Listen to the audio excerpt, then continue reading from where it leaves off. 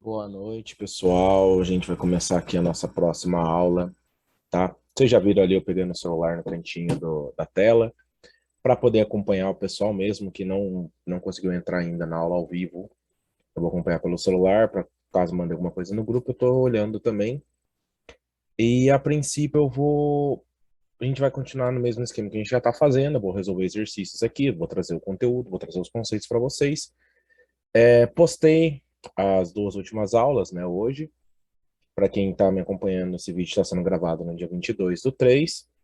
E para quem daqui a pouco vai entrar na aula comigo, ou estiver na aula já durante os próximos minutos, vai ver os exercícios em tempo real. Vamos lá, vamos começar. Primeiramente, eu trouxe um exercício de novo regra de três não, de porcentagem simples para a gente ver. Tá? Ele envolve uma regrinha de três também. Eu vou mostrar as duas maneiras da gente conseguir resolver esse exercício. Não é um exercício difícil, é um exercício até bem simples, na verdade. Mas é aquele exercício de concurso, esse exercício que cai muito em concurso, tá? Vamos lá, então. Uma pesquisa realizada na Grã-Bretanha mostrou que, no primeiro semestre deste ano, é uma prova de concurso, tá? Então, tipo, tem a data, quando a gente for procurar essa questão por aí na internet, a gente acha a data do concurso, o cargo e tudo mais. Não vamos atentar muito ao ano, porque aquelas informações que eu já falo sempre que tem no exercício só para ter, que elas não têm muita relevância para o exercício. E aí fala que no primeiro semestre deste ano, qualquer, 295 cardíacos precisaram de transplante, mas só 131 conseguiram doadores. Então vamos lá, o que a gente precisa entender? Sempre que a gente trabalha com exercícios que trazem alguns dados meio jogados ao vento, como é o caso desse daqui, ele traz números e ele quer mostrar esses números, eles estão meio jogados ao vento, mas eles são relacionados, eles têm um link que a gente chama, né? Então ele fala, uma pesquisa realizada na Grã-Bretanha mostrou que no primeiro semestre desse ano, 295 doentes cardíacos precisavam de transplante, mas apenas 131 conseguiram doadores. Beleza. Qual é a primeira coisa que a gente precisa entender? Bom, por que eu tô parando de ler o exercício? Vocês veem que eu faço exercício de formas variadas aqui, né? Tem vezes que eu leio o exercício inteiro, aí eu vou coletando as informações. Tem vezes que eu coleto as informações, daí depois eu leio o exercício inteiro. Por que eu faço dessas duas maneiras? Porque eu não sei como é que vocês preferem fazer. Eu, quando eu tô na prova de concurso, por já ter o treino, né? E aí não é um treino matemático, tá, galera? É o treino de estudar questões de concurso. Por ter esse treino de estudos de questões de concurso, é, é mais claro para mim, é mais fácil para mim, é mais prático para mim eu olhar para um exercício como esse aqui, e enquanto eu estou lendo ele na parte de cima, eu já coletar as informações para a parte de baixo. Geralmente, quando eu estou fazendo esse tipo de questão, quando eu termino de ler, eu já termino de ler o exercício, pego meu lápis e já saio escrevendo. Total é igual a os que conseguiram mais os que não conseguiram. Conseguiram o quê? O transplante, certo, gente? O transplante. Então, os que conseguiram transplante e os que não conseguiram transplante, isso é o total, tá? Isso aqui é o total. Total, então, são os que conseguiram transplante somados aos que não conseguiram transplante. E aí, esse total, ele envolve esses dois valores, tá? Esse total, ele envolve esses dois valores. Os que conseguiram e os que não conseguiram transplante. Ao mesmo tempo, se eu estivesse fazendo esse exercício no concurso, eu já colocaria aqui embaixo, ó, eu tenho meu total? Tenho meu total. Meu total é igual a 295, o exercício me falou. Eu tenho os que conseguiram transplante? Vou anotar aqui, ó. Perdão, colocar a cor certa.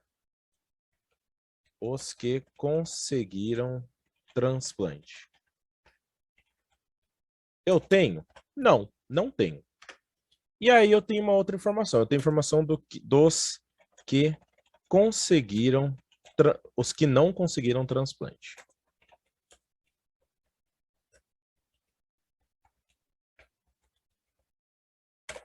Ele me fala que são 131. É isso mesmo? Correto? Não, gente. Eu estou olhando para a informação, eu estou digitando aqui. Só que acontece. Por que eu estou colocando desse jeito? Para que vocês, na hora que estiverem fazendo esse exercício, na hora que vocês forem estudar, vocês prestem atenção a esses batulhos e falam, mas o meu aqui tá diferente. Na verdade, 131 é o número que conseguiram transplante. Os que não conseguiram, ele não fala quantos que não conseguiram, tá? Eu fiz essa inversão aqui só para quando você estiver estudando, você bater o olho e falar assim, o professor tá fazendo diferente do meu, será que eu tô errada? E parar para pensar assim, não, eu acertei, o professor estava errado. Porque qual que é a ideia?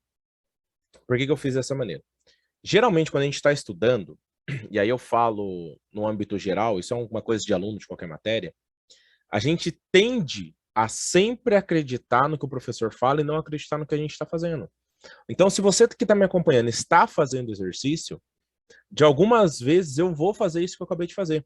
De escrever errado propositalmente, de falar errado propositalmente, antes de mostrar a forma certa. Eu nunca vou entregar o exercício de forma errada para vocês, tá? Mas eu vou fazer isso para quê? Para que vocês notem que vocês podem confiar também no que vocês estão fazendo. Porque muitas vezes a gente está estudando e a gente fica assim, será que eu acertei? Será que eu errei? Será que eu estou fazendo certo? E isso aqui ajuda a gente a entender se a gente está indo bem ou não. Pode ter gente que realmente colocou o 131 aqui embaixo e agora vai notar que errou, ou que fez o que eu fiz e depois que pensou, agora eu acertei.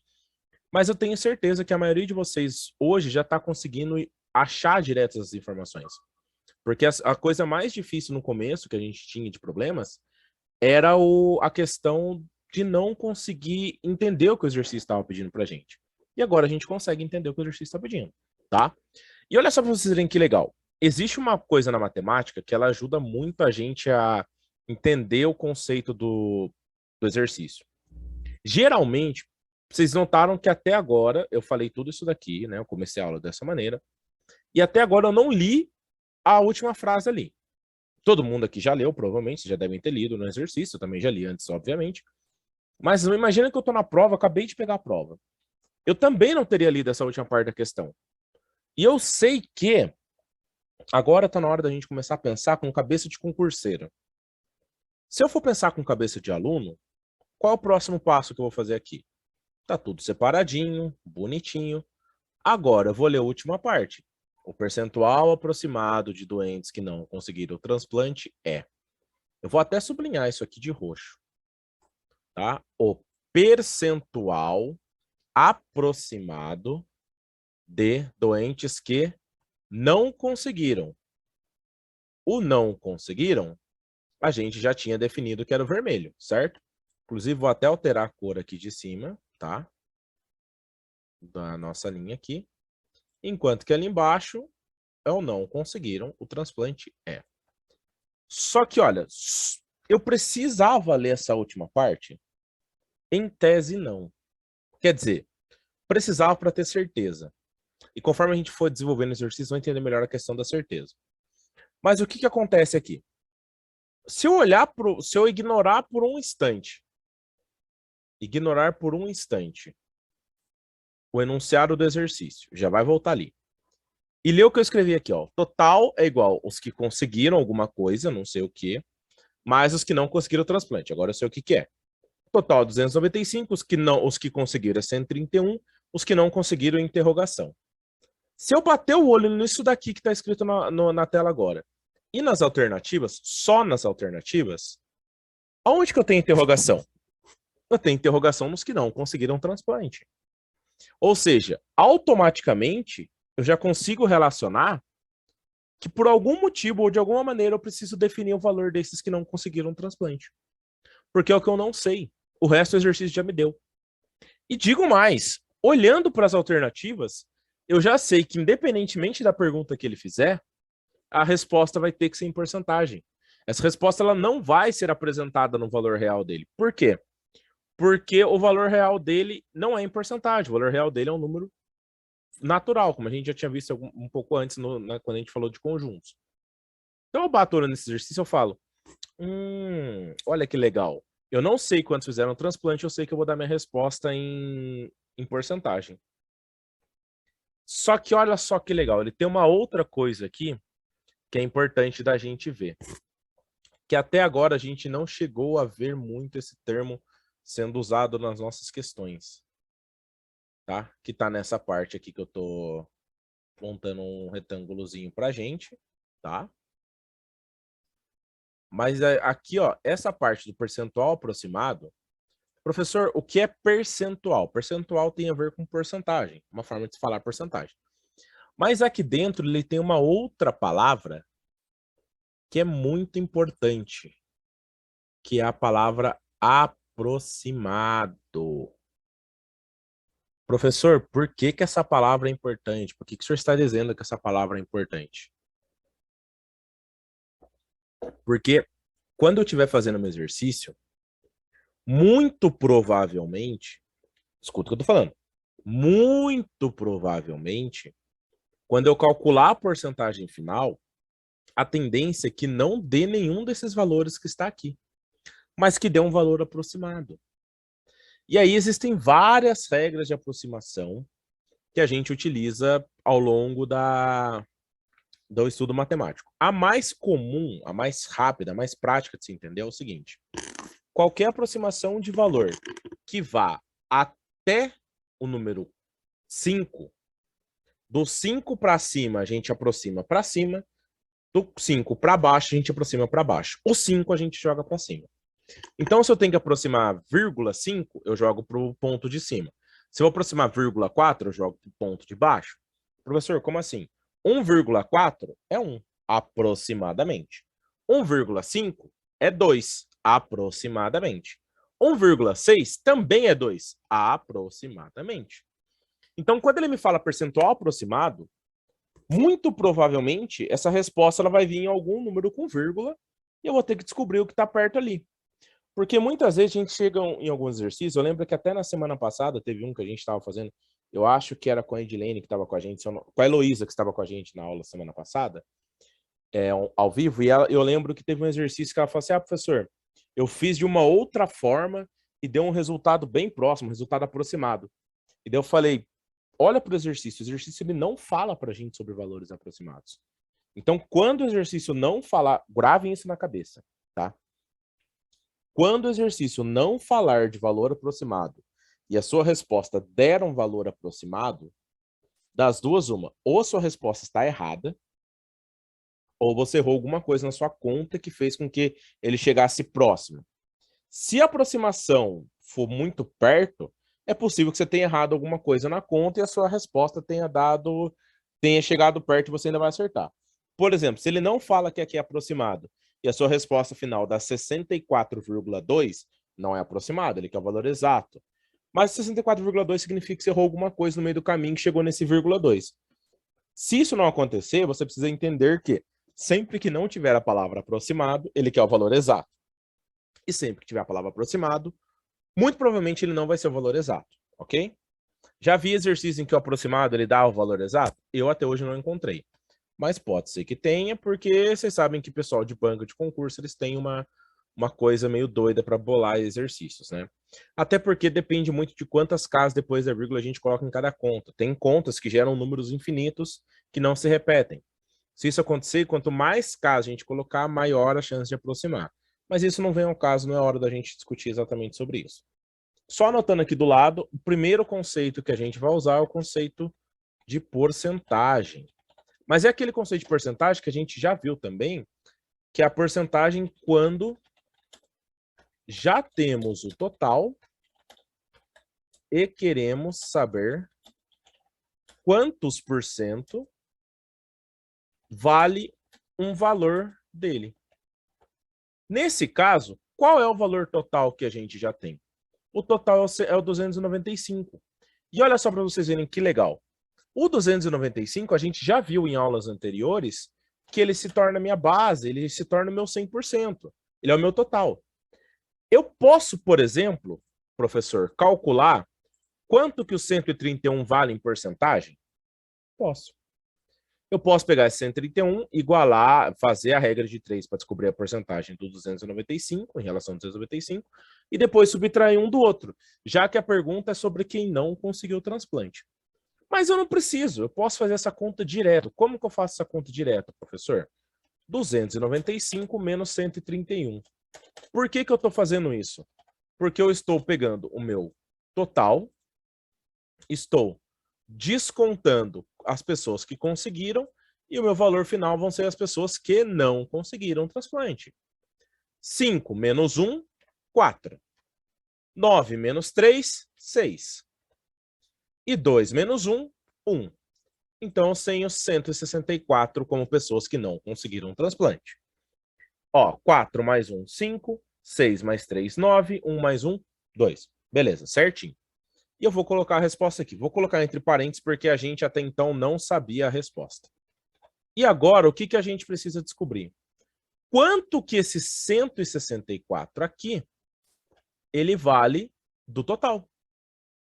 Quanto que ele vale em porcentagem?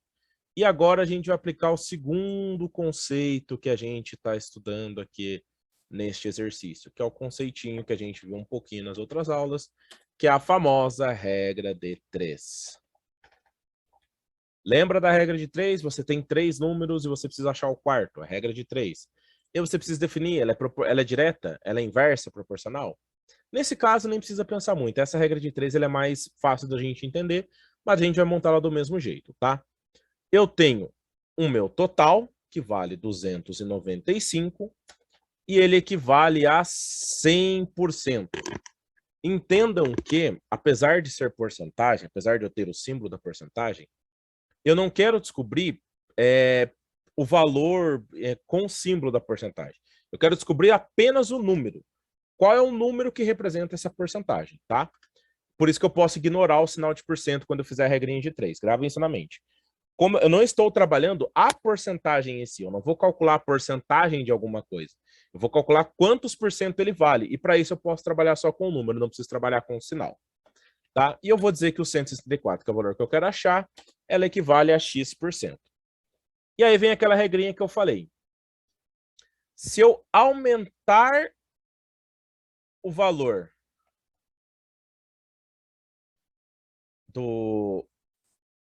se aumentar o valor das pessoas que conseguiram ou que não conseguiram, eu me aproximo do total, eu aumento esse valor. E a minha porcentagem também aumenta. Quanto mais pessoas não conseguirem esse transplante, mais porcentagem ela vai valer. Se as duas aumentam, eu tenho uma regra de proporcionalidade direta. E aí é aquele jeito de resolver que eu falei, que é a famosa multiplicação em cruz. Eu vou multiplicar um pelo outro, tá? Vou multiplicar o de cima pelo de baixo pelo de cima. E aí eu tenho 295x é igual a 164 vezes 100. Multiplicar por 100 é a mesma coisa que eu acrescentar 2 zeros. E aí eu vou ter o quê? X é igual. O 295, ele está multiplicando. Ele passa para o outro lado, dividindo. Então, eu tenho 16.400 dividido por 295. Eu poderia fazer isso na calculadora. Mas a ideia aqui é a gente entender se ele vai dar realmente esse valor em porcentagem aqui diferenciado, se ele vai dar uma porcentagem aproximada. Então, a gente vai resolver aqui do lado. 16.400 dividido por 295. Professor, já azedou o meu pé do frango. Eu não conheço a tabuada do 295 de cabeça. O senhor que é professor, o senhor conhece. Eu não conheço. E eu digo para você, eu sou professor e não conheço de cabeça a tabuada do 295. Tem por que eu conhecer essa tabuada. Mas eu sei fazer soma. E é o que a gente vai fazer aqui. A gente vai fazer 295 mais 295. Até eu encontrar um valor, que passe dos 1.640. Por que 1.640? Porque 1 não divide 295. 16 também não. 164 também não. 1.640 sim. Beleza. 5 mais 5 dá 10, vai 1. 9 com 9, 18 com 1, 19, vai 1. 590. Esse é o primeiro valor que eu encontrei. Passou de 1.640? Não. Mais 295 de novo. 0 com 5 dá 5. 9 com 9 dá 18. Vai 1. 1 mais 5, 6 mais 2, 8. 885. Chegou no valor que eu preciso ali do 16.400? Também não. Vou continuar somando ele aqui. Vou passar ele para cá. 885 mais 295. 5 com 5, 10. Vai 1. 8 com 9, 18. Vai 1. 8 com 9 com 2, 11. 1.180. Ainda não passou. Mais uma vez, 295. 5 com 0 dá 5. 8 com 9 dá 17, vai 1. 1 com 2, 2 com 2, 4. 1 não somou, abaixo. Eu já sei que vai passar, você que está olhando aí provavelmente já sabe que vai passar, mas a gente vai resolver de novo. Não chegou ainda, a gente vai botar mais um 295 aqui. Sempre somando. 5 com 5 dá 10, vai 1. 1 mais 9, 10, mais 7, 17. Vai 1. 1 com 4, 5 com 2, 7. E abaixo 1. Aqui eu passei, ó. Aqui eu passei do 16.400. Então, eu ignoro esse último 295 que eu fiz. E conto quantos eu usei. Eu usei 1. Eu usei 2. Eu usei 3. Eu usei 4. E eu usei 5. Professor, na prova o senhor faria dessa maneira? Sim, lógico, mais rápido as contas. Eu faria as contas o mais rápido possível. Mas eu faria dessa maneira. Agora eu faço aqui, né? Eu coloco 5 na minha resposta.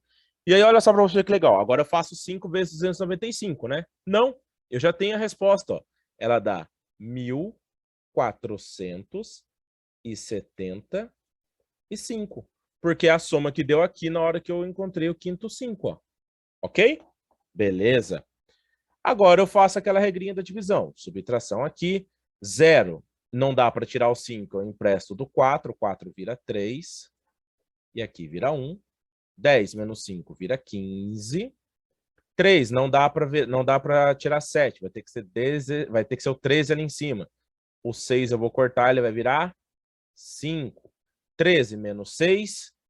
13 menos 7 dá 6, perdão. 5 menos 4 dá 1. E 1 menos 1 dá 0. Abaixo o próximo 0. E agora, olha só para vocês verem que legal que vai ficar a nossa conta aqui, ó. Eu preciso chegar num valor de 1.650. Eu já sei o valor que passa. E eu já sei qual é o número que eu vou parar aqui, ó. Vai ser um 5, ó. De novo. Por quê? Porque esse aqui vai passar de novo. E aí vai dar de novo 1.475. O 0 não dá, vou ter que cortar aqui. Vai virar 4. Aí vira 10 aqui, sobra 5. Vou ter que cortar aqui para virar 5. Aqui vira 14. 7 para 14, 7. 5 menos 4 dá 1. E 1 menos 1 dá 0. E agora eu vou colocar uma vírgula para acrescentar um 0 aqui. Por que eu estou fazendo isso? Porque eu preciso, ele pediu um valor aproximado, então eu preciso encontrar pelo menos uma casa depois da vírgula. E olha só para vocês verem que legal. De novo eu vou ter vezes 5. Por quê? Porque deu ali, ó, 1.475. O próximo número vai passar. Então, vai ser a mesma coisa de novo, ó. Aqui vira 10, corta aqui, vira 4, vai dar 5 aqui. 4 não dá para tirar 7, aqui corta, vira 6. 14 menos 7 dá 7. 6 menos 4 dá 2. 1 menos 1, 0. E agora vem o pulo do gato. Lembram que eu falei para vocês que vírgula 5 geralmente a gente joga para cima? Principalmente quando acontece o seguinte ponto. Se eu tenho vírgula 5, ele já indica meio, tá? Qualquer valor que eu... Se a conta acabasse com 0 aqui, com 0, eu poderia dizer que o valor aproximado eu poderia jogar tanto para cima quanto para baixo, mas geralmente sempre para cima a gente vai arredondar. Só que como não deu 0 esse resto, significa que em algum momento da minha conta, pode ser agora ou depois, o próximo número que vai acompanhar o 5, ele vai ficar andando aqui e vai ter algum número aqui, x, algum algarismo x, que ele é maior do que o 0. E a partir do momento que ele é maior do que o 0, o que a gente precisa entender? Que o 0,5 ele indica metade. Se eu colocar metade mais qualquer coisinha, ele vai ficar maior do que a metade. Se ele fica maior do que a metade, eu arredondo ele para cima. Eu aproximo ele para cima. E olha só para vocês verem que legal. Se eu tivesse que continuar essa conta, eu acrescentaria um outro zero aqui, certo? Ficaria 2.750. Eu teria que somar mais um 295 até chegar aqui. Ou seja, no mínimo, eu teria 6, 295, né? 1, 2, 3, 4, 5, 6. No mínimo, eu teria mais um aqui, 7. Ficaria 55,57. E quando eu aproximar, qual é o sinal de aproximação, professor? É o sinal de igual com um tio em cima. Quando eu aproximasse, ele daria o valor de 56. Para quem está acompanhando com atenção a aula, notou que na hora que eu estava calculando este daqui, ó, eu dei uma puxadinha assim para o lado com a tela, subi para ver as alternativas e voltei para a conta. Por que eu fiz isso?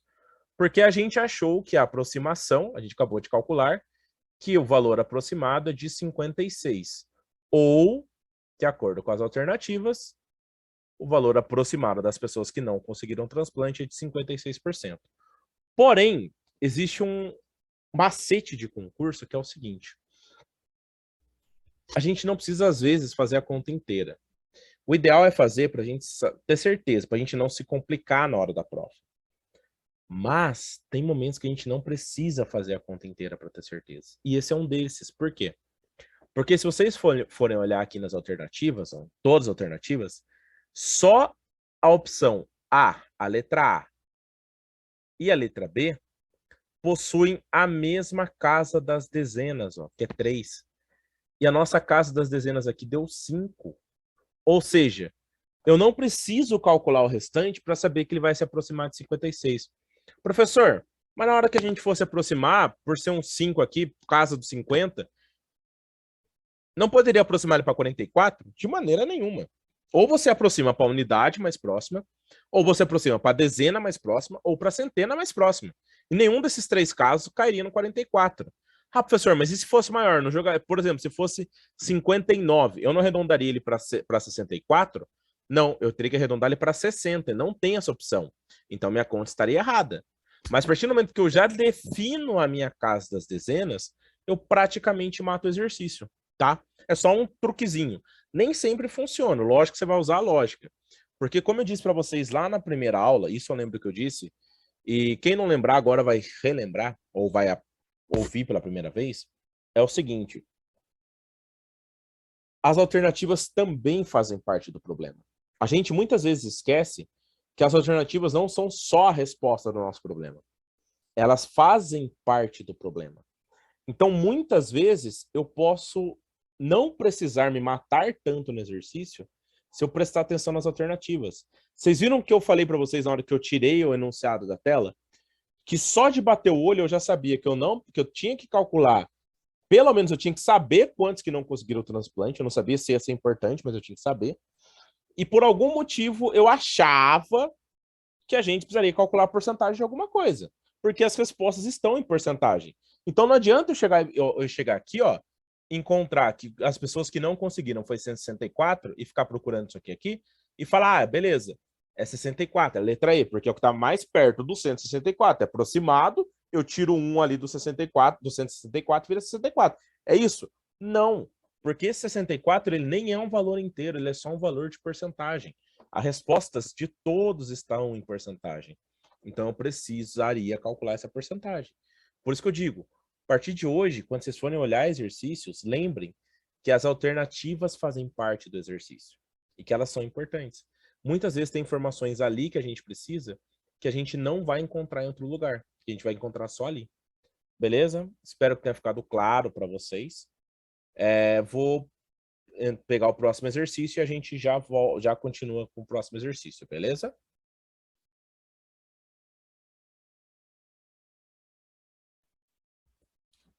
Próximo exercício na tela, gente. Eu trouxe um exercício diferente.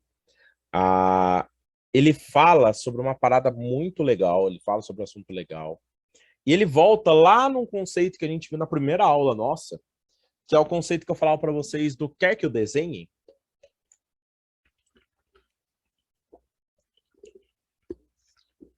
Que eu falava para vocês que tudo que vocês desenharem abre a cabeça de vocês. O desenho, ele cria uma forma de enxergar diferente. E é isso que eu vou trazer nesse exercício de hoje.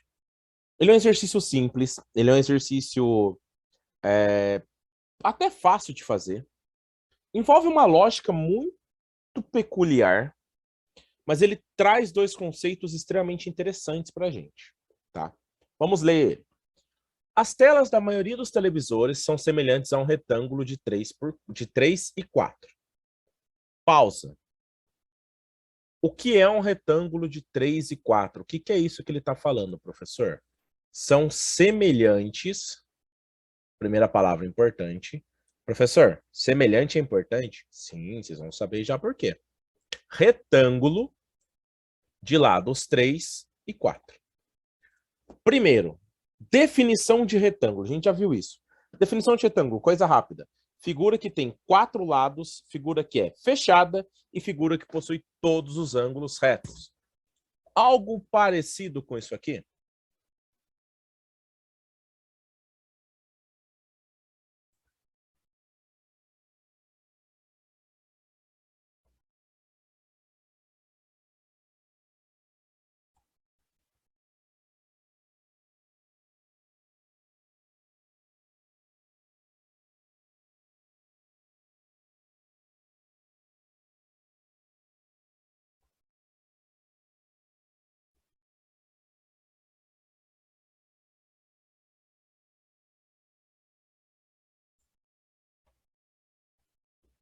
Algo parecido com isso aqui. Eu tentei cortar ali, vocês viram que não deu certo, vamos desenhar mesmo.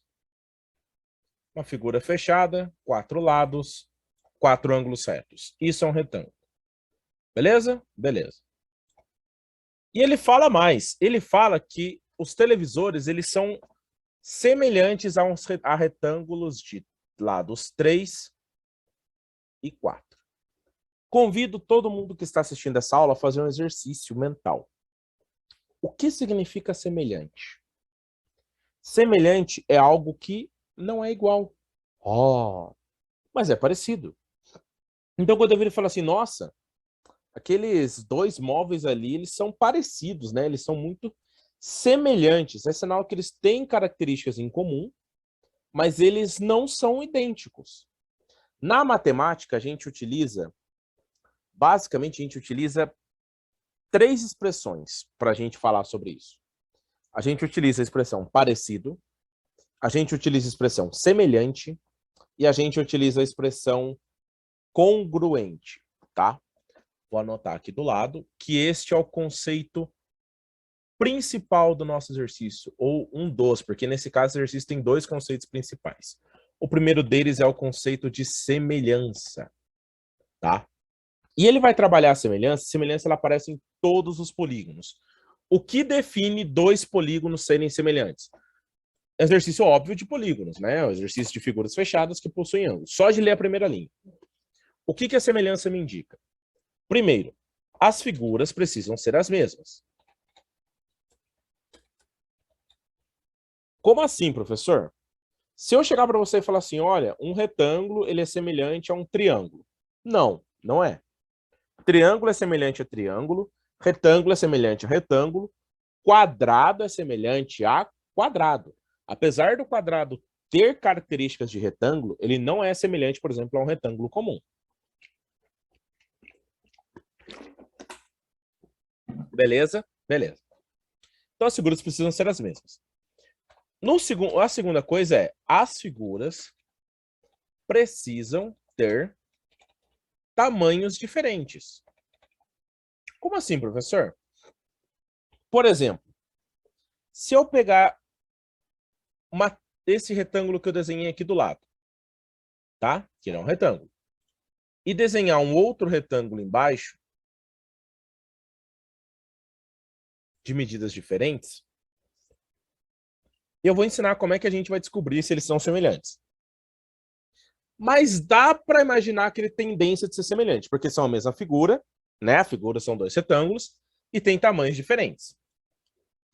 E a terceira regra para eles serem semelhantes é o seguinte: as figuras têm que ter tamanhos diferentes. Porém, os tamanhos dos lados da figura precisam ser proporcionais.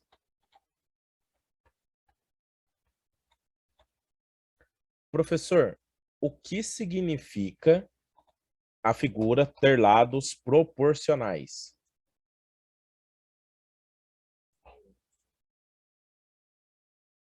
O que significa uma figura ter lado proporcional a outra? Lembra que a gente estava falando sobre a regra de 3, a gente trabalhou um pouquinho sobre proporção direta? Nesse caso, a proporção sempre tem que ser direta.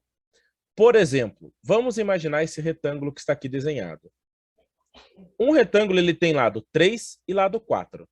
Se eu multiplicar o lado de cima, o 4, por 2, ele viraria um lado 8. Se eu multiplicar esse lado aqui por 2, ele viraria 6. Vamos inverter a posição para não ficar meio estranho, né? Já que o retângulo de baixo ficou menor. Então, vamos dizer que aqui ficou 3 e 4. Tá? Enquanto que aqui em cima, eu fiz o quê? Eu multipliquei esse lado 3 por 6. E eu multipliquei esse lado 4 por 2 e ele virou 8. Multipliquei o lado 3 por 2, virou 6. Multipliquei o lado 4 por 2, virou 8. Eles não aumentaram na mesma proporção? Os lados da figura precisam ser proporcionais. Eu não aumentei os dois na mesma proporção? Eu peguei este valor aqui e multipliquei ele por 2. E peguei esse valor aqui e multipliquei ele também por 2. Quando eu faço essa relação, eu estou dizendo que as duas figuras, os lados delas são proporcionais, porque eu dobrei o comprimento e eu dobrei a minha largura. Eu aumentei na mesma proporção. Se elas são proporcionais, elas também entram na regra da semelhança. Porém, tem mais uma última coisa que ela precisa ter, que é a seguinte: os ângulos internos serem iguais. Lembra que eu falei que existem 3 nomenclaturas que a gente utiliza? Parecido, semelhante e congruente. Parecido é se eu desenhasse um retângulo assim, por exemplo. Fica claro que esses dois retângulos, eles parecem ser mais proporcionais, apesar de não estar em escala. E que esse aqui não, esse aqui já parece que, por exemplo, aqui seria 3, aqui seria 3,1 diferença. Mas eles são parecidos. São todos retângulos, então são parecidos. Esses dois, quando eu criei valores para os lados dele em escala, eu consegui definir a proporcionalidade, então eu defini que eles são semelhantes. E tem a terceira palavra, que é a palavra que fala que eles são congruentes. Duas figuras são congruentes quando elas possuem o mesmo tamanho, o mesmo formato e o mesmo ângulo interno. Nesse caso, desses dois retângulos aqui. mesmo tamanho de lado, mesmo ângulo interno, mesma figura. Aí eles são congruentes. Mas no caso da semelhança, os ângulos têm que ser iguais. Aqui tem 4 ângulos retos, aqui tem 4 ângulos retos. Bateu. As figuras têm que ser as mesmas. As duas são retângulo. Bateu. As figuras têm que ter tamanhos diferentes. Bateu. E os lados são proporcionais. Um lado aumentou vezes 2, outro lado aumentou vezes 2. Bateu. Então essas duas figuras eu posso dizer que elas são retângulos semelhantes. Espero que tenha ficado claro. Vamos continuar o exercício. Então ele fala que os televisores são semelhantes a um retângulo de lados 3 e 4. Quando se diz que um televisor tem 20 polegadas, significa que essa é a medida da diagonal da tela. Estando correto concluir que as medidas dos lados da tela em polegadas são. Entendam que em nenhum momento ele falou que esse 3 e 4 são centímetros, ou são metros, ou são polegadas. Ele falou que é semelhante a um retângulo de lados 3 e 4. Significa que 3 e 4 é a unidade padrão. E essa unidade padrão ela pode ser a unidade que você definir. Ela pode ser 3 e 4 centímetros, ela pode ser 3 e 4 polegadas. Como esse exercício especificamente ele deu para a gente a palavra polegadas, a gente vai entender que esse 3 e 4 são 3 polegadas por 4 polegadas, ok? Significa, professor, que toda a televisão é de 3 e 4 polegadas nas laterais? Não. Só é o que esse exercício definiu para a gente. Mas isso que ele fala é verdade. Se eu falo que um televisor tem 20 polegadas, significa que esse televisor ele tem 20 polegadas de diagonal, tá? Então, quando eu falo a polegada da TV, é a diagonal da minha televisão, tá? Então, aqui, ó, ele vai valer 20. Aqui dentro.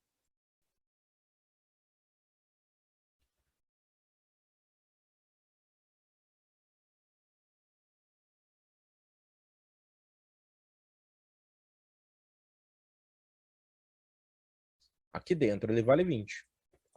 E eu não sei quanto que vale aqui, e eu não sei quanto que vale aqui. Por isso que eu dei essas letras X e Y. Beleza? Só que olha só para vocês verem que legal. Ele vale a mesma proporcionalidade, ele tem a mesma proporção desse retângulo de 3 e 4, que é o padrão que ele me criou. Esse retângulo de 3 e 4, ele também tem uma diagonal. E eu preciso calcular Pitágoras. Lembra da regrinha de Pitágoras lá para calcular? Então eu preciso fazer esse ao quadrado, mais esse ao quadrado. Aí eu somo os dois, tiro a raiz quadrada dos dois. Só que esse triângulo que se formou, professor, que triângulo que você está falando? Toda vez que eu pego um retângulo e corto ele ao meio, a gente precisa lembrar que ele vai formar um triângulo retângulo, que é justamente o que a gente aplica o teoreminha de Pitágoras. Lembram disso? Espero que sim. Aqui temos um triângulo e aqui temos o triângulo semelhante a ele. Por que semelhante, professor? Porque eu já sei que os ângulos são iguais, já que eu tinha um ângulo reto aqui e ele tem a mesma proporcionalidade, o próprio exercício já me fala que todos os televisores são semelhantes, e se eles são semelhantes, as medidas são proporcionais. É a regra que está escrito aqui do lado. Os tamanhos têm que ser proporcionais, então eu já sei que eles são. E se eles formam um triângulo quando são cortados ao meio, os triângulos que eles formam também são semelhantes, também são proporcionais.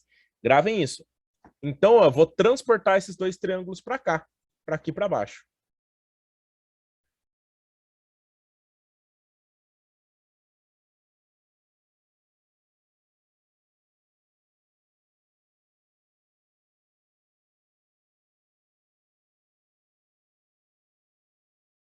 Esse vai vir para cá. Esse vai vir do lado, e ele é um pouco maior. Este equivale ao padrão da televisão, 3, 4. E esse equivale àquele ali de cima, que é o que tem um lado 20, que inclusive vou até puxar ele aqui para baixo para a gente poder utilizar ele da melhor forma possível.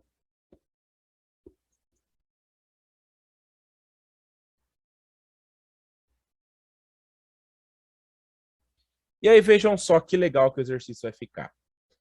Eu preciso saber quanto que vale a minha diagonal ali né? Porque eu tenho esse valor que é 3, eu tenho esse valor que é 4, o valor correspondente aqui é y, o valor correspondente aqui é x, só que eu já tenho o valor dessa diagonal, que vale 20. E quando eu tenho regra de proporcionalidade, gente, o que a gente precisa saber? Olhando aqui para cima, voltando só por um minuto para poder explicar, se eu multipliquei 3 por 2 e deu 6, todo mundo consegue enxergar, né? Que se eu não tivesse esse 8 aqui, ó, vamos imaginar que se eu não tivesse esse 8 aqui, 3 para chegar no 6, eu multipliquei ele por 2. Então, se eu multiplicar 4 por 2, eu tenho o outro lado, que é o que vale 8. É assim que a gente calcula a regra de proporcionalidade. E aqui a mesma coisa. Se eles são semelhantes, eu peguei o valor daqui, que eu não sei, que eu vou chamar de z, multipliquei por algum valor que eu não sei, e eu cheguei no 20. Como que eu vou descobrir esse valor? Descobrindo o valor de z. Como eles são triângulos retângulos, eu aplico a regra do Teorema de Pitágoras. Porém, o nosso segundo conceito que a gente vai aprender na aula de hoje é esse aqui, ó. É o do triângulo de ouro ou triângulo pitagórico. Professor, o que é triângulo de ouro ou triângulo pitagórico? Primeiramente, ele é um triângulo retângulo. Ele é um triângulo retângulo. Em segundo lugar, ele é um triângulo semelhante ao triângulo 3 de lados. 3, 4 e 5. Parou? Parou tudo que vocês estão fazendo aí. Por que parou? Semelhante ao triângulo de lados 3, 4 e 5. Convido todos vocês a comprarem para os estudos de vocês, quando vocês forem estudar principalmente figuras planas, pelo menos uma vez na vida façam isso. Comprem um caderninho quadriculado, ou pelo menos uma folha quadriculada, que fica legal para vocês desenharem as coisas. E aí eu convido vocês a fazer o seguinte: desenha um triângulo qualquer na folha quadriculada, mede os lados, tá? Mede os lados. Vamos supor, 3, 4 e 5. Fechou o triângulo. E aí, o que você faz? Você pega uma dessas linhas e altera o valor dela, desenhando na mesma posição, tá? Desenha do ladinho, na mesma posição as linhas. E esse 3, você faz ele virar 2, por exemplo, ou 3,5. Esse 5, você faz ele virar 5,5 ou 4, mas só altera um desses valores. E vê se a figura fecha certinho. Porque para ser um polígono, a linha ela não pode. A linha do meu polígono, ela não pode nem faltar, nem não fechar, mas ela também não pode passar. Então, esses 3 casos, ele está errado, ó. E olha o que ele fala no meu teorema, no meu triângulo de ouro, que é semelhante a um triângulo de lados 3, 4 e 5. A regra do triângulo de ouro já nos diz que, se eu tenho um triângulo que tem 3 lados, e ele é retângulo, e os 2 lados menores do triângulo retângulo sempre são os catetos. Gravem isso, os lados menores do triângulo retângulo sempre são os catetos. O grandão é a hipotenusa. Se ele fala que tem que ser semelhante a um triângulo de lado 3 e de lado 4, se eu voltar no meu exercício aqui, ó, olha que legal. Eu tenho um lado 3, eu tenho um lado 4, só que ele fala que ele tem que ser semelhante a um triângulo de lado 3, 4 e 5. Qualquer outro valor que eu colocar aqui que não seja 5, o triângulo não fecha. Ou seja, sem fazer o cálculo, só estudando e lembrando do triângulo de ouro, eu já defino que o meu Z vale 5. Oh, professor, isso é sério? Isso é real? Você está chutando de sua cabeça? Não, esse triângulo de ouro é um triângulo mais padrão dos triângulos retângulos. É o mais fácil que a gente estuda no Teorema de Pitágoras, que é o triângulo de lado 3, 4 e 5. Só que qualquer triângulo semelhante a ele também entra como um triângulo de ouro. Como assim, professor? que é semelhante mesmo, gente? Lembra o que é semelhante? É quando eu tenho o mesmo ângulo nos polígonos, no caso, as duas figuras aqui, por exemplo, ó, essas duas figuras, elas têm o mesmo ângulo. Por quê? Porque esse ângulo é ângulo reto e elas foram cortadas na mesma posição de triângulos que estão na mesma proporção, porque o exercício ali em cima fala que qualquer televisão ela é semelhante ao retângulo de 4 e 3. Então, ela tinha o mesmo ângulo aqui também, foi cortada na mesma posição. Automaticamente, eu gerei dois triângulos semelhantes. E olha só para vocês verem. Esse triângulo aqui, então, ele é semelhante a esse. Ele é semelhante ao triângulo de ouro. E daí, quando eu tenho essa semelhança, o que significa? Que qualquer valor que eu tenho aqui são múltiplos dos números 3, 4 e 5. Esse lado aqui, ele então vai ser multiplicado por algum valor que eu não sei e vai chegar no y. Esse também vai ser multiplicado e vai chegar no x. Só que olha só para vocês verem que legal que vai ser. Eu tenho como saber qual é o valor dessa minha interrogação aqui para eu calcular? Claro que eu tenho. Inclusive, ela já está facinho da gente descobrir. Olhando para o meu 5 aqui, ó. 5 saiu do 5 para chegar no 20. Então, a gente tem o seguinte, ó. Eu tenho meu 5 vezes uma interrogação é igual a 20. A minha interrogação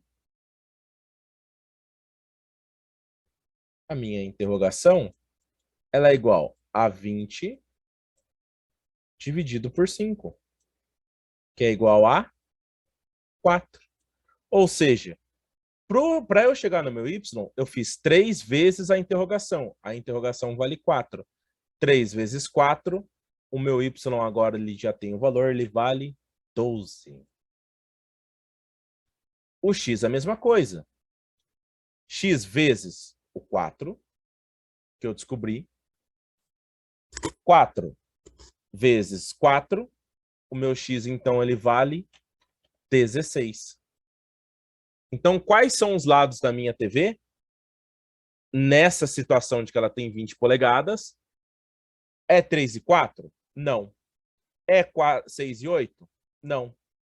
É 10 e 15? Não. É 16 e 12.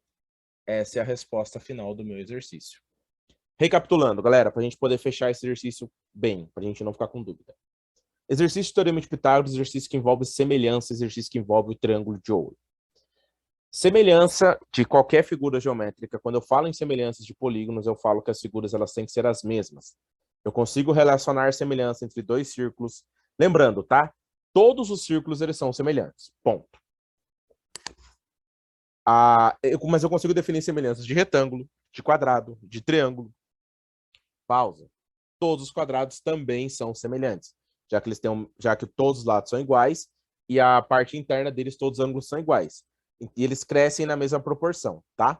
Mesmo que a proporção seja número com vírgula, continua crescendo na mesma proporção. Então, eles são semelhantes. Todo quadrado é semelhante. E aí, o que eu expliquei para vocês? Que a semelhança ela tem que ser a mesma figura. No caso aqui, a gente trabalhou muito com retângulos e depois com triângulos. Elas têm que ter tamanhos diferentes. No caso, todas as explicações semelhantes aqui, elas têm tamanho diferente. Os lados da figura são proporcionais. Mostrei aqui nesse exemplo, eu tinha um retângulo de 3 e 4. O 3 eu multipliquei por 2 para criar um retângulo de 6. O 4 eu multipliquei por 2 para criar um retângulo de 8. Eu tenho, então, que esses dois retângulos eles são semelhantes. Não são iguais, não são parecidos, não são congruentes. São semelhantes. E os ângulos internos têm que ser iguais. Todo retângulo só tem ângulo reto. Então, todo retângulo ele é semelhante um ao outro, de alguma maneira. Beleza? Só que eles só vão ser semelhantes com os retângulos que tiverem a mesma proporção de crescimento. Então, se eu tenho um retângulo, por exemplo, de 2 e 6, eu não sei nem se fecha, mas fecha. Você faz um retângulozinho de 2 e 6. Ele não é semelhante a esses, tá? Ele é parecido, não é semelhante, ok? Beleza. E aí a gente conseguiu ver que um televisor ele tem 20 polegadas e a polegada é o tamanho da diagonal, que foi o que a gente fez aqui do lado. E ela é proporcional a esse retângulo de 3 e 4. Então, aqui os dois são semelhantes, ó, os dois são semelhantes. O exercício fala que eles são semelhantes, tá? E aí eu tenho um triângulo aqui no meio. Eu tenho um triângulo na minha televisão de 20 polegadas, com lados X, Y e 20. E na minha TV padrão, meu ponto de partida, 3, 4 e um Z, que eu não sei o valor dessa diagonal. E aí eu volto a explicar para vocês a regra do triângulo de ouro. É um triângulo, é um estudo do Teorema de Pitágoras. Pitágoras demonstrou isso, que todo triângulo que tenha catetos, que são proporcionais a 3 e 4, e hipotenusa, que é proporcional a 5, ele obrigatoriamente é um triângulo retângulo. Essa é a regra real do triângulo de ouro. Ele fala que qualquer triângulo que tenha lados proporcionais a 3, 4 e 5, ele é um triângulo retângulo e logo ele é semelhante a esse triângulo pitagórico, que é o caso desse daqui. Por que é o caso desse daqui? Porque se ele é semelhante a 3 e 4, ele também é semelhante ao 5, já que eu só consigo fechar um triângulo com as medidas 3, 4 e 5. Se ele é semelhante, significa que eu tinha o 5 e cheguei no 20. Que número que eu multiplico o 5 para chegar no 20? 20 dividido por 5 dá 4. 4 vezes o 3, 12. 4 vezes o 4, 16. Beleza? Espero que tenha ficado bem claro, um exercício até bem tranquilo, mas traz esse conceito do triângulo de ouro que é muito importante. Ele cai muito em prova. Muita prova que cobra o Teorema de Pitágoras, ela cobra junto o triângulo de ouro. Então é bom a gente ter esse raciocínio em mente, tá? Dito isso, espero que vocês tenham entendido, espero que tenham gostado. Se tiver alguma dúvida, depois é só mandar no grupo que a gente vai continuar a fazer os outros exercícios aqui, tá bom? Já volto com o próximo exercício já para a gente poder continuar. Voltando àquela prática de exercícios de uma linha que assustam e trazem dificuldade, a gente vai entrar num conceito que, particularmente, ele não é muito abordado, tá? Em concursos. Mas tem muitas bancas que trabalham esse conceito, tá? Esse daqui, ele é muito claro. Só tem um errinho só de digitação, eu vou consertar aqui, que é aqui, ó. Não é 2x2, tá? É 2x elevado a 2, que é o seguinte. Quando a gente bate o olho nesse exercício, a gente já olha um negócio meio estranho ali, que é um número 2 ali em cima, né? O 2 ali elevando ao quadrado aquele x ali. A gente já fica assim, equaçãozinha do segundo grau, famosa fórmula de Bhaskara. E é isso mesmo. A gente não tem muito o que fugir, tá? E nesse caso, ele é muito direto, mas ele utiliza alguns termos que a gente não conhece. Por isso, eu vou trazer para vocês o conceito principal e o conceito secundário dele. Como eu disse, a gente ainda já está numa parte mais avançada no nosso curso, a gente já está se preparando para entender as questões de maneira diferente, tá? Mas ainda precisamos seguir um passo a passo em determinados conceitos, que é o que a gente vai ver hoje, nesse exercício especificamente. A parábola. O que é parábola, gente? A história que Jesus Cristo contava para os fiéis também é parábola. Mas na matemática, a parábola, e eu já vou até grifá-la aqui porque é importante essa informação, a parábola é uma figura matemática. Deixa eu ver se eu consigo desenhar ela com isso daqui. Ah, consegui. É uma figura matemática mais ou menos parecida com isso daqui, tá? Deixa eu ver se eu consigo fazer ela melhor.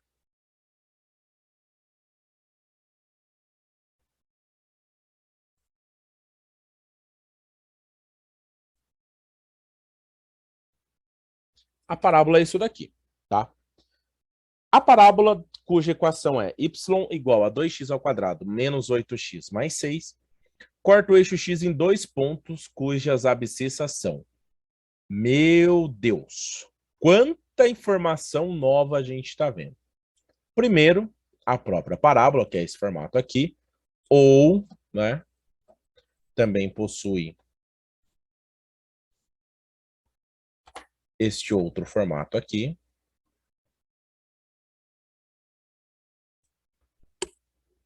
A parábola, ela é o quê? Ela é a representação gráfica de uma equação do segundo grau, tá, gente?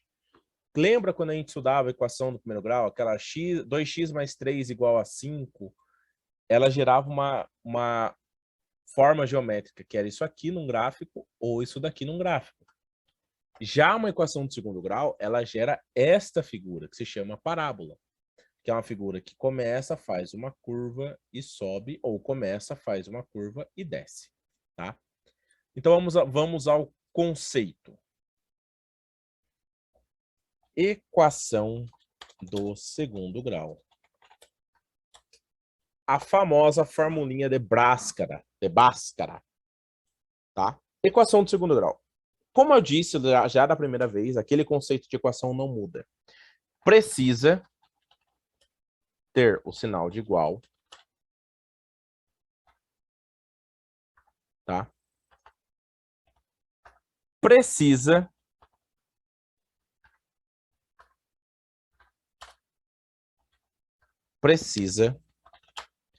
ter uma letra só. Precisa que essa letra seja elevada ao quadrado. Vou colocar entre parênteses, que é o elevado ao 2. Por isso que é do segundo grau, porque é elevado a 2. Tá?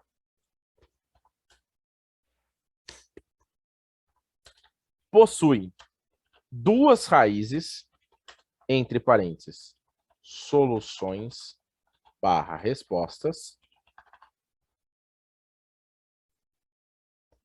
E tem mais alguma coisa? Tem. Gera uma parábola quando é desenhada. Gera uma parábola quando é desenhada. E tem um delta. Professor, vamos com calma aí. O senhor falou que tem que ter um sinal de igual. Tem. O senhor falou que precisa ter uma letra só. Não tem. O senhor falou que precisa ser elevado ao quadrado. É. O senhor falou que tem duas raízes. Não sei. O senhor falou que gera uma parábola. Isso eu entendi, porque o exercício fala. E o senhor falou que tem um delta. Não sei nem o que é isso. Então vamos por partes. Primeiro, o exercício me fala a parábola cuja equação é y igual a 2x ao quadrado menos 8x mais 6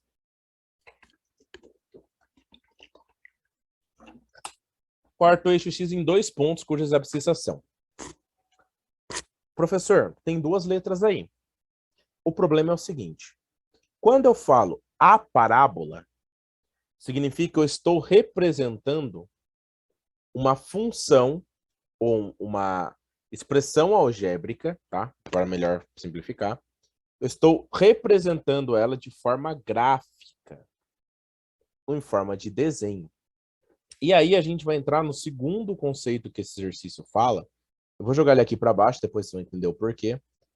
Que é o conceito do plano cartesiano. Acho que a gente já viu isso também. Mas vamos fazer um remember rapidão aqui. Plano cartesiano possui dois eixos. O x e o y.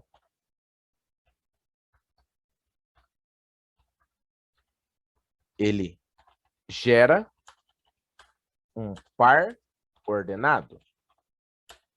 Que é o que a gente acabou de escrever. X e y.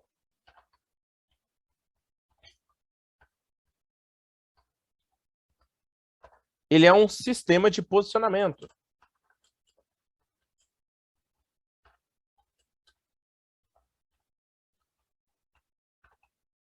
E nos ajuda a montar gráfico.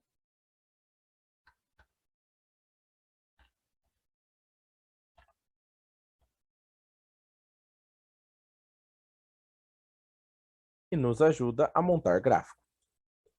Então, o plano cartesiano ele possui dois eixos, x e y, gera um par ordenado, tem um sistema de posicionamento baseado nesse par ordenado e nos ajuda a montar gráfico. Isso é o que a gente chama de sistema plano cartesiano.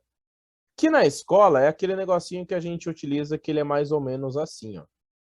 Tem um aqui, tem outro aqui é o Y e aqui é o X. Professor, da hora. E o que isso tem a ver? Quando eu represento graficamente uma equação e eu chamo isso daqui de equação, tá? Apesar dela ser ter um Y ali e tal, o que significa isso daqui? Que eu posso dar para esse valor de X vários números. E para cada número que eu der para esse valor de X, ele vai gerar um número diferente para o valor de Y. Então, se eu colocar X igual a 0, ele vai dar um valor aqui, por exemplo, depois aqui, depois aqui, depois aqui, depois aqui, depois aqui. Ele vai criando esses pontos e no final você consegue desenhar através deles, formando a sua parábola, seja ela dessa posição ou dessa posição, tá? Beleza. Então, ele gera esses pontos para a gente.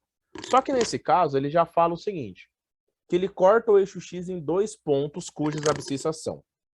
Quando a gente trabalha o estudo das equações, ela funciona de 3 maneiras, tá? E ela é baseada pelo delta, que a gente vai ver já já na formulinha de Bhaskara. Esse exercício é um pouquinho longo, tá? Então eu espero que vocês tenham um pouquinho de paciência. O eixo, primeira coisa, vamos ver o que é o eixo das abscissas, tá? Que é uma informação importante. Ele, apesar de ser um exercício escrito de forma curta, ele tem muita informação pra gente. A gente possui 2 eixos aqui. A gente tem um eixo que é chamado eixo das ordenadas, e esse é o eixo do Y, é chamado de ordenadas, e o X é chamado eixo das abscissas. Professor, por que foi dado esse nome? Foi dado esse nome porque o cara que inventou o plano cartesiano, René Descartes, decidiu por usar esse termo, tá? X é o eixo das abscissas, Y é o eixo das ordenadas. E ele fala pra gente assim, que a parábola ela corta o eixo X em 2 pontos. Ou seja, lembra esse desenho que ela faz assim ou assim? Significa que ou ela vai fazer um caminho cortando aqui, depois cortando aqui, ó, cortando em 2 pontos, ou ela vai fazer assim. E geralmente, como é que eu vou descobrir se ele é para cima ou para baixo? Como é que eu vou saber se a minha parábola ela é curvada para cima ou para baixo? Como que eu vou descobrir isso? Eu vou olhar sempre para o primeiro número que está acompanhando a minha equação, o meu número x. Se esse meu primeiro número ele for positivo, a minha concavidade é para cima. Se esse número for negativo, a minha concavidade é para baixo. Minha boquinha é para cima, minha boquinha é para baixo. No caso, o número que está acompanhando aqui o meu eixo, minha letra x, ó. Como assim, professor, acompanhando o meu x? Na verdade, não é acompanhando o x. É acompanhando o meu x ao quadrado. Eu preciso procurar aonde está o maior grau da minha equação. E qual é o maior grau aqui? Meu maior grau é o 2. E que número que está acompanhando ele? O 2 que está aqui embaixo, ó. Então, significa que ele é positivo. A minha equação ela faz este desenho aqui, ó. Ela vai cortar o eixo x em 2 pontos desta maneira aqui. E eu preciso descobrir esses 2 pontos. Professor, e como é que eu vou descobrir isso? Lembram quando eu falei aqui, ó, que toda equação de segundo grau, ela possui 2 raízes, que são 2 soluções ou respostas? É isso que eu preciso encontrar. Só que para eu encontrar essas raízes / soluções, aí que vem o pulo do gato. Eu vou escrever aqui junto para vocês, ó. Para encontrar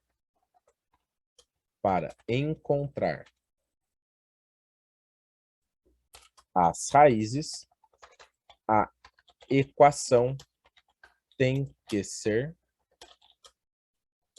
igualada a 0. Fica aí a dica. Então, para eu descobrir quais são esses 2 pontos que vão cortar o meu eixo x, eu preciso pegar a minha equação e igualá-la a 0. Para daí ela se tornar uma equação padrão do segundo grau, que é o que a gente calculava lá na escola. Então ela vai ficar como? Ela está escrita assim, y é igual a 2x ao quadrado menos 8x mais 6. Eu vou tirar o y e vou colocar, e vou inverter a posição já. Vai ficar 2x ao quadrado menos 8x mais 6 igual a 0. Agora eu igualei ela a 0. Agora eu consigo encontrar minhas raízes. E, professor, como que eu vou encontrar essas minhas raízes? Ah, agora sim a gente vai entrar naquilo lá que a gente nunca usou na vida. Que é o que eu falo, o professor de matemática, ele estuda 4 anos da vida dele, 3, dependendo da faculdade ou do ano que você se formou, para o aluno ficar perguntando para que serve Bhaskara. Bhaskara serve para esse tipo de exercício, que não tem uma aplicação prática, mas está no concurso. Então serve para você fazer o concurso. A gente vai ver agora a fórmula de Bhaskara. Fórmula de Bhaskara. A fórmula de Bhaskara, gente, ela é a seguinte. Ela envolve esse delta que a gente falou aqui em cima. E como é que ela trabalha? Ela trabalha da seguinte maneira. Ela fala para mim que toda equação de segundo grau ela tem duas respostas. Então ela me diz que o x... Primeira coisa, ela me diz que eu preciso ter uma forma geral dessa equação. Qual é essa forma geral? É a x ao quadrado mais ou menos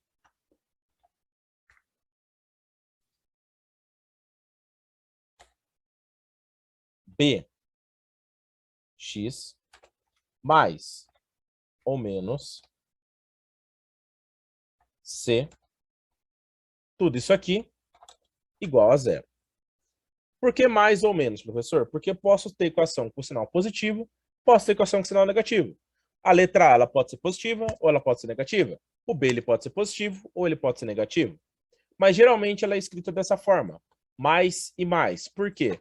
Porque quando eu disser que o meu B é negativo, não significa que ele está subtraindo, significa que eu estou somando um valor negativo. E somar um valor negativo torna ele uma subtração. Grava isso na cabeça. A subtração nada mais é do que você somar um valor negativo, tá? Põe isso na cabeça que é mais fácil de entender. Beleza, então a fórmula geral de Bhaskara é essa daí. Ax ao quadrado mais bx mais c. E aí ela gera a seguinte fórmula. Ela me diz que o x ela é igual a menos b. Agora sim, mais ou menos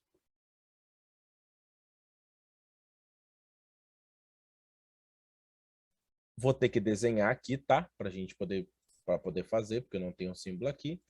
A raiz de delta dividido por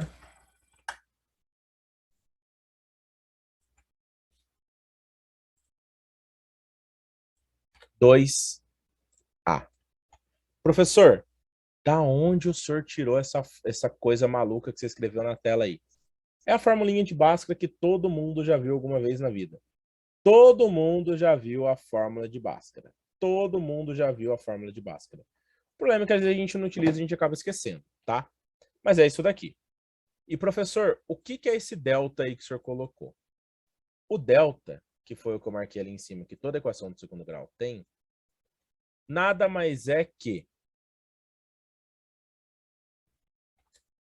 ele é igual à seguinte fórmula. Ele é igual a b ao quadrado menos 4 vezes o a vezes o c. É isso. Só que aí, ó, beleza. Então significa, professor, que a gente precisa pegar essa fórmula que está aqui e aplicar nessa equação de segundo grau, perfeito? Perfeito, certinho. Só que lembram que eu falei que existem regras, nesse caso o exercício deixa bem claro, que ele corta o eixo x em 2 pontos, tá? Ele deixa bem claro que corta o eixo x em 2 pontos. Mas por que essa informação é importante? Porque quando a gente for trabalhar as equações de segundo grau, é bom para a gente aprender isso daí. Vocês precisam ter isso na mente, tá? Quando a gente vai trabalhar a equação do segundo grau, o delta, ele influencia bastante. Se o meu delta, ele for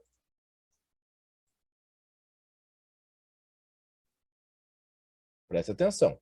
Se o meu delta ele for maior do que zero, então eu tenho duas raízes na equação. O que indica que... Notem que eu falei, desde o começo eu estou falando, que eu preciso calcular as raízes da equação, preciso calcular as raízes da equação.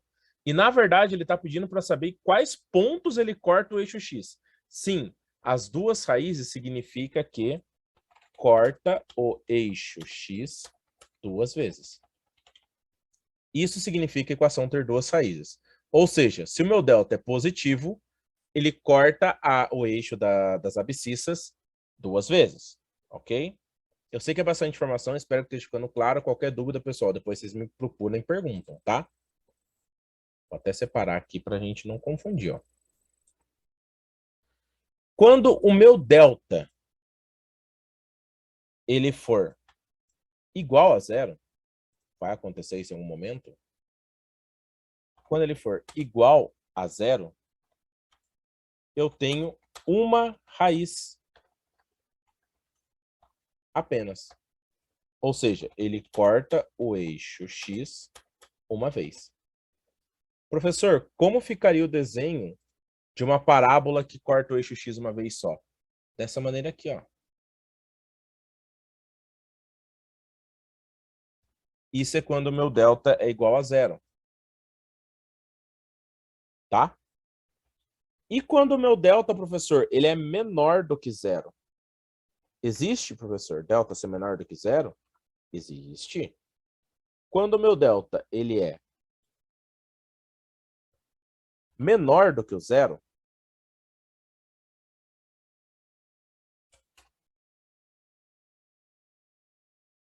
o que eu tenho aqui? Eu tenho como resposta zero raízes. Ou seja, ele não corta o eixo x. Professor, dá um exemplo para a gente de quando ele não corta o eixo x, se a minha parábola estiver desenhada assim, ó, ou assim. Ele não corta o eixo x, então significa que a minha equação ela não tem raízes exatas, tá? Ela tem um delta igual a zero. Mas não é o caso, é só para a gente entender como é que funciona o deltazinho ali. O caso aqui que ele já me disse que vai dar certo, porque ele me fala que corta em dois lugares. Agora eu vou aplicar o delta, ó. Mas, professor, o que é A, o que é B e o que é C aí para a gente aplicar na formulinha do delta? Vou até pegar as cores que eu usei lá do lado, para a gente poder usar. O A é o que está acompanhando o x ao quadrado, sempre. Então, é o 2. O B, eu vou copiar junto com o sinal, tá? O B, ele é menos 8. Ok? O B, ele é menos 8. E o meu C, ele vale 6. Por quê? Porque o B é o valor que acompanha a letra X e o C é o valor que não tem letra nenhuma com ele. Beleza? Ficou claro? Espero que sim para todo mundo aí quando vocês forem assistir. Então, vamos lá. A fórmula começa da seguinte maneira. A formulinha do delta. Ó. B ao quadrado. Então, é menos 8 elevado ao quadrado. É o valor de B.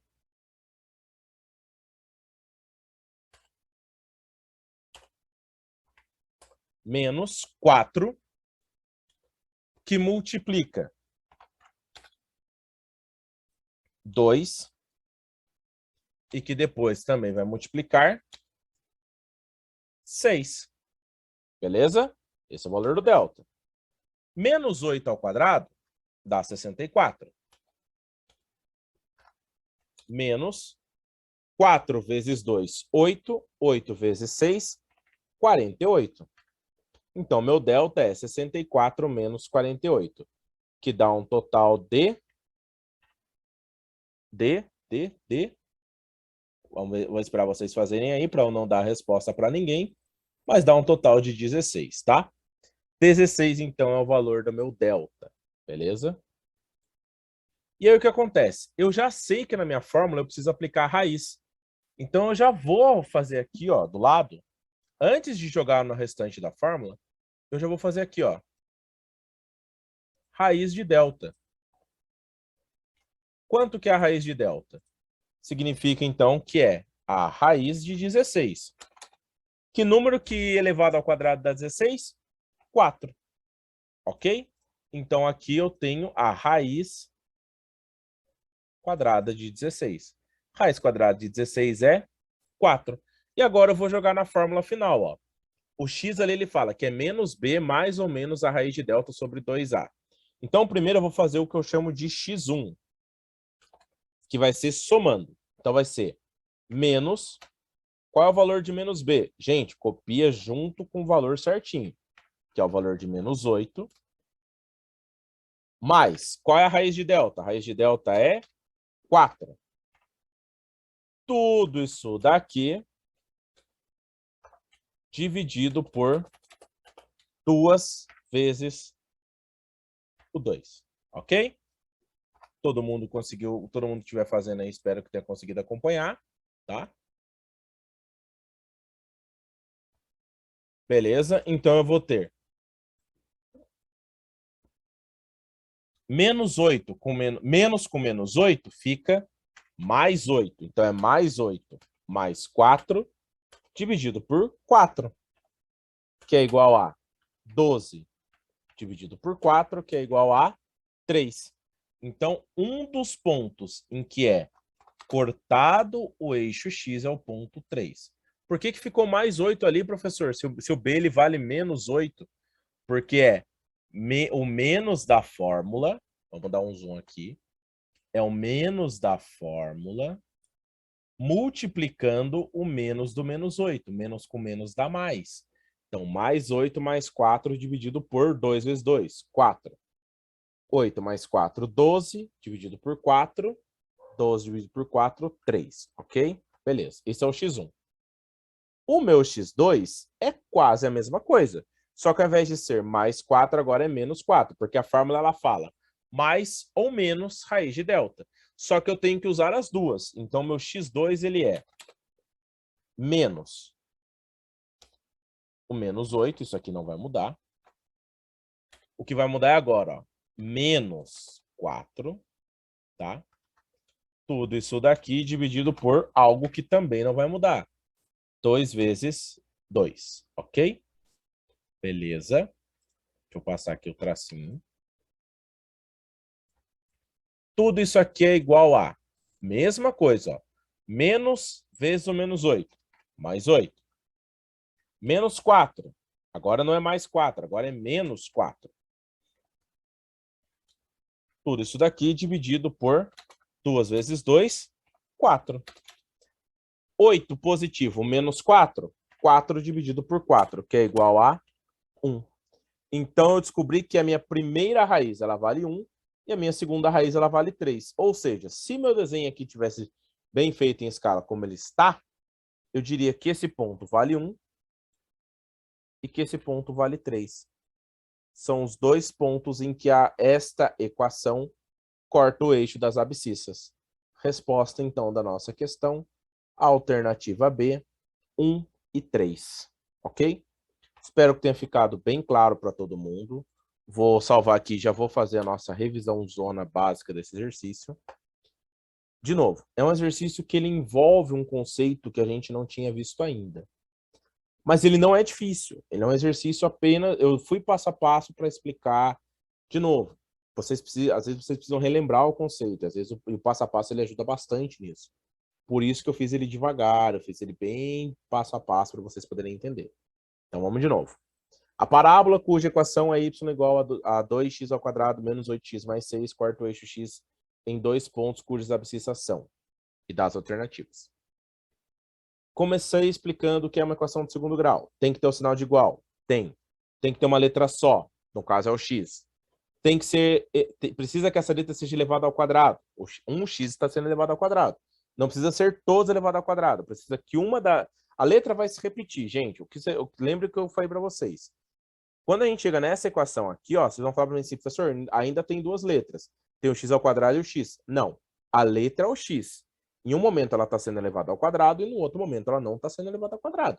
Mas a letra é igual. O valor é o x para os dois. Beleza? Possui sempre duas raízes, soluções ou respostas, a menos que o meu delta não exista, seja um delta negativo, que é o caso desse daqui, ou que o meu delta seja igual a zero. Mesmo quando o delta é igual a zero, o que muda? Que aqui eu vou ter mais ou menos zero, mas eu ainda vou ter duas raízes. Só que a raiz é igual. Quando a raiz é igual, ela só vai cortar o eixo em uma posição só, por isso que ela só corta em um ponto só.